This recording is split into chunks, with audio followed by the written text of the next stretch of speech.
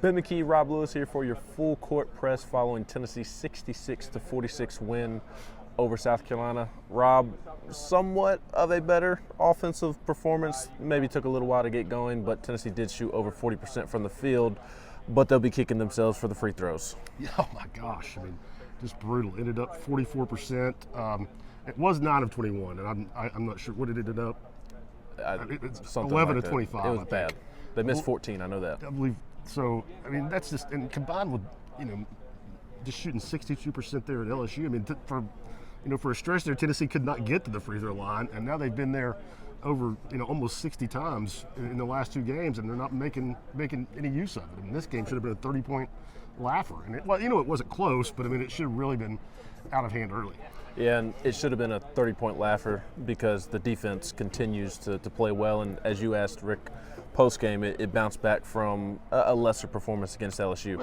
And really, a team like South Carolina is not very good. Let's not kid ourselves. But still, when you hold a team to 24 points one half, 22 the next, and force 23 turnovers, I mean, South Carolina had more turnovers than they had made shots.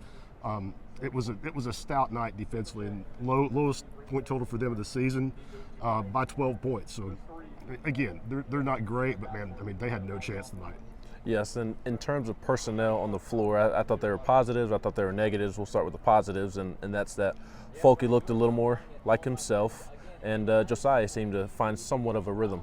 Yeah, I mean, you never want Josiah taking a ton of threes. I don't think, like the 7 he took at LSU, I don't think that's his game. Tonight he took 4. He was 2 of 4. Made a big one right there before the half that I think gave him some confidence.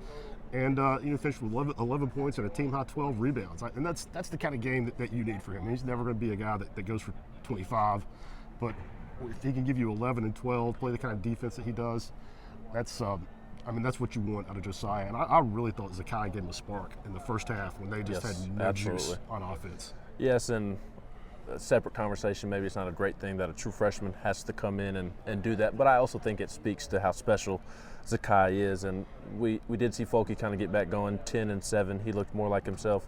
The negative with the personnel that I mentioned is that Justin Powell played 19 minutes and somehow 0 shot attempts, 0 assists. Yeah, I think he had 2 rebounds. That's the only thing that dented the box score. Yep.